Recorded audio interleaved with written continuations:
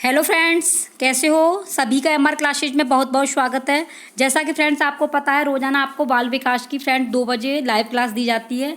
आज फ्रेंड्स ये आपकी दूसरी क्लास है, तो दोस्तों लाइव जरूर आया करो। और फ्रेंड्स इसमें जो है आपके लिए बहुत ही महत्वपूर्ण प्रश्नों पर चर्चा की जाती है, उसके आंसर दिए जाते हैं। तो दोस्तों आप जो है आंसर दिया करो, अपने जो पुराना ज्ञान है उसे नवीन ज्ञान में परिवर्तित कर लीजिए दोस्तों। जब तक आपके एग्जाम हो रहे हैं तब तक फ्रेंड्स अपनी तैयारी में जुटे रहिए, ठीक है दोस्तों। तो पहला प्रश्न इसमें दिया गया है कि निम्नलिखित में से कौन सा कथन सही नहीं है। कथन सही नहीं है दोस्तों, आपको सभी पढ़ने हैं। पढ़ने के बाद में इसमें साफ दिखाई दे रहा है, तीसरे नंबर का जो है इसमें दिया गया है, वंशानुक्रम व्यक्ति की जन्मजात विशेषताओं का शोधन है। ये वाला आपका सही नहीं है, ठीक है। दूसरा है दोस्तों, साहचर्य के नियम है। तो साहचर्य के नियम, समानता का नियम, वैषम्य का नियम, समीपता का नियम, तो ये सभी यानी कि इसका फोर्थ आपका बिल्कुल सही आंसर है, ठीक है दोस्तों। तीसरा है, गेट्स के अनुसार अनुभव द्वारा व्यवहार में परिवर्तन ही क्या है। फटाफट से आंसर दीजिए दोस्तों, क्या आएगा इसमें? इसमें आएगा दोस्तों आपका सीखना, यानी कि इसका तीसरा सही है, ठीक है दोस्तों। नेक्स्ट है आपका, अपने आप को प्रेम करने की प्रवृत्ति को क्या कहते हैं। अपने आप को जो प्रेम किया जाता है तो उस प्रवृत्ति को क्या कहते हैं? उस प्रवृत्ति को बोलते हैं नार्सिसिज्म की प्रवृत्ति। नार्सिसिज्म की प्रवृत्ति यानी कि आपका तीसरा बिल्कुल सही आंसर है, ठीक है दोस्तों। पांचवा है, मनुष्य की बुद्धि आगे की पीढ़ियों में संक्रमित होती है। यह संक्रमित होती है, खाली जगह का कार्य इस जन्मजात योग्यता के विकास के लिए उपयुक्त परिस्थितियों का निर्माण करना है। तो क्या है दोस्तों इसका? तीसरा बिल्कुल सही आंसर है आपका वातावरण, ठीक है। तीसरा इसका सही आंसर है। नेक्स्ट है दोस्तों, पूरे आवृत्ति वितरण के प्रतिनिधित्व करने वाले मान को डॉट डॉट कहा जाता है। तो क्या कहा जाता है? इसे कहा जाता है केंद्रवर्ती प्रमाप का मान। केंद्रवर्ती प्रमाप का मान कहा जाता है, ठीक है। पूरे आवृत्ति का जो वितरण किया जाता है। नेक्स्ट है, निम्नांकित में से कौन सी विशेषता आंतरिक रूप से अभिप्रेरित बच्चों के लिए सही नहीं? आंतरिक माने अंदर से, तो वो सही नहीं है। तो वो है दोस्तों दिया गया है, वे चुनौतीपूर्ण कार्य पसंद करते हैं, ये तो बिल्कुल सही है। नहीं पूछा है, सही नहीं है। वे कार्य के समय आनंद का अनुभव करते हैं, वे कठिन कार्यों में उच्च स्तर की ऊर्जा प्रदर्शित करते हैं, वे हमेशा सफल होते हैं। तो ऐसा नहीं है दोस्तों कि वे हमेशा ही सफल हो, इसमें यही वाला आपका सही नहीं है, ठीक है। नेक्स्ट है, बालक एक ऐसी पुस्तक है जिसका शिक्षक को आद्योपांत अध्ययन करना चाहिए। ये किसने कहा है? तो ये कहा है दोस्तों आपके रूसो ने, ठीक है। इसका जो है तीसरा बिल्कुल सही आंसर है, ये बात रूसो ने कही है, ठीक है। अब देख लेते हैं दोस्तों, आपका 9वां क्वेश्चन है, उसमें कहा गया है कि बाल विकास के अनुसार शिक्षा के क्षेत्र में मुख्य स्थान क्या है। तो शिक्षा के क्षेत्र में दोस्तों आपका मुख्य स्थान जो है बालक है। अध्यापक नहीं हो सकते हैं, अभिभावक नहीं होते, प्रशासन नहीं होता। बाल विकास में मनोविज्ञान के अनुसार शिक्षा के क्षेत्र में मुख्य स्थान किसका है? बालक का है, ठीक है। सामान्य से विशेष की तर्क की प्रक्रिया निम्नलिखित में से कौन सी पद्धति में है? तो कौन सी पद्धति में? ये आपकी निगमनात्मक में, ठीक है, यानी कि दूसरा इसका सही आंसर है। नेक्स्ट दोस्तों 11वां, बाल्यावस्था की प्रमुख मनोवैज्ञानिक विशेषता क्या है? तो मनोवैज्ञानिक विशेषता है दोस्तों आपकी सामूहिकता की भावना। क्या है? सामूहिकता की भावना। नेक्स्ट है दोस्तों, बहुत ही इंपॉर्टेंट है, वेरी वेरी इंपॉर्टेंट, लगा लीजिए ना इसे। और किशोरावस्था को तो दोस्तों बिल्कुल घोंट करके पी जाना, क्योंकि इसमें से तो आता ही है। क्योंकि किशोरावस्था एक ऐसी अवस्था है जिसे तूफान की अवस्था भी कहते हैं, जिसे दोस्तों गोल्डन अवस्था भी बोलते हैं। तो ये जो अवस्था इसमें काफ़ी है, किशोरावस्था को जो किशोरावस्था है ये बहुत ही इंपॉर्टेंट क्वेश्चन है, ठीक है दोस्तों। इसमें दिया गया, किशोरावस्था में संवेगों की तीव्रता किस प्रकार प्रकट होती है? तो प्रतिकूल पारिवारिक संबंध, व्यवसाय की समस्या, नई परिस्थिति के साथ समायोजन, उपरोक्त सभी। तो इसमें आपका फोर्थ सही है, उपरोक्त सभी आते हैं ये किशोरावस्था में। नेक्स्ट है दोस्तों, 140 से अधिक बुद्धि लब्धि आईक्यू वाले बच्चों को किस श्रेणी में रखेंगे? तो 140 है दोस्तों हाईएस्ट पर, तो इसमें प्रतिभाशाली बच्चे आ जाएंगे, 4 इसका सही है। नेक्स्ट है आपका 14वां, सृजनशीलता मौलिक परिणामों को अभिव्यक्त करने की मानसिक क्रिया क्या है? और ये किसने कहा है? मानसिक क्रिया है, ये चीज़ किसने कहा है? तो ये कहा है आपकी क्रॉ एंड क्रॉ ने।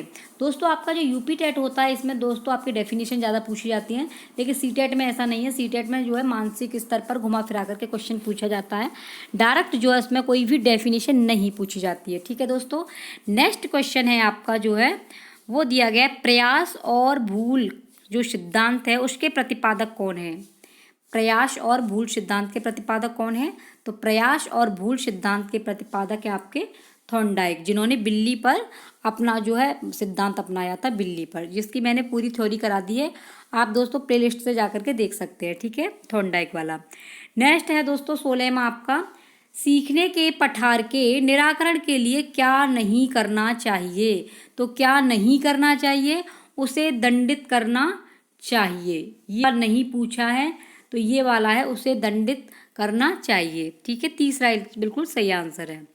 नेक्स्ट है इसका 17वां है, जिस वक्र रेखा में प्रारंभ में सीखने की गति तीव्र होती है और बाद में यह क्रमशः मंद होती जाती है, उसे हम क्या कहते हैं? तो उसे कहते हैं दोस्तों उन्नतोत्तर वक्र। उन्नतोदर वक्र, यानी कि आपका पहला इसका बिल्कुल सही आंसर है। नेक्स्ट है इसका 18वां, व्यक्तिक भिन्नता का क्या अर्थ है? व्यक्तिगत जो भिन्नता होती है उसका अर्थ क्या है? तो उसका अर्थ है कोई दो व्यक्ति शारीरिक मानसिक योग्यता और संवेगात्मक दशा में समान और एक जैसे नहीं होते हैं, तो यही इसका अर्थ है। ठीक है, 19वां है दोस्तों, मानसिक स्वास्थ्य विज्ञान का प्रमुख उद्देश्य क्या है? तो प्रमुख उद्देश्य क्या है? बालक के मानसिक स्वास्थ्य की रक्षा करना, बिल्कुल सही है।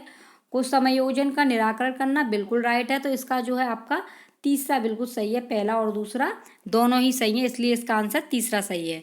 20वां है, निम्नांकित 7 छात्रों के अंक इस प्रकार है। जो 7 छात्र बैठे हुए हैं उनके अंक फ्रेंड्स इस प्रकार है, 40, 38, 36, 50, 51, 54 और 23। तो उपरोक्त की माध्यिका होगी, तो उपरोक्त की माध्यिका क्या होगी? ये आपकी 40 होगी, यानी कि इसका तीसरा जो है बिल्कुल सही आंसर है। ठीक है, नेक्स्ट देख लेते हैं, रुचि का संबंध किससे है? तो रुचि का संबंध है आपका अवधान से, दूसरा इसका सही आंसर है। नेक्स्ट है दोस्तों आपका 22वां, सीखे हुए ज्ञान कौशल या विषय का अन्य परिस्थितियों में प्रयोग करने को क्या कहते हैं? तो उसे कहते हैं सीखने का स्थानांतरण, सीखने का स्थानांतरण। 23वां है, अनुबंधन की प्रक्रिया में प्रथम सोपान निम्नांकित में से कौन सा है? तो प्रथम सोपान कौन सा है? आपका उत्तेजना है। ये अनुबंधन की जो प्रक्रिया होती है उसका प्रथम सोपान जो होता है वो दोस्तों आपका उत्तेजना होता है। नेक्स्ट है आपका 24वां, स्मृति सीखी हुई वस्तु का सीधा उपयोग है। स्मृति सीखी हुई वस्तु का सीधा उपयोग है, किसने कहा है? ये कहा है आपके वुडवर्थ ने। किसने? वुडवर्थ ने। नेक्स्ट है दोस्तों 25वां, निम्नलिखित में से कौन सी दशाएं ध्यान को आकर्षित आंतरिक दशा नहीं है?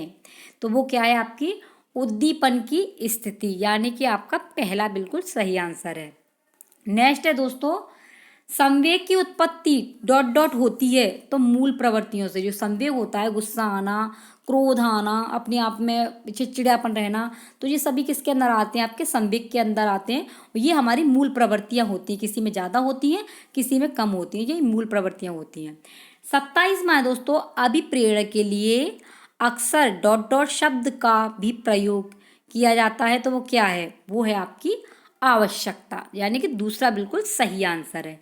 नेक्स्ट है फ्रेंड्स 28, विद्यार्थियों में प्रत्यय विकास या निर्माण के लिए शिक्षक क्या करते हैं?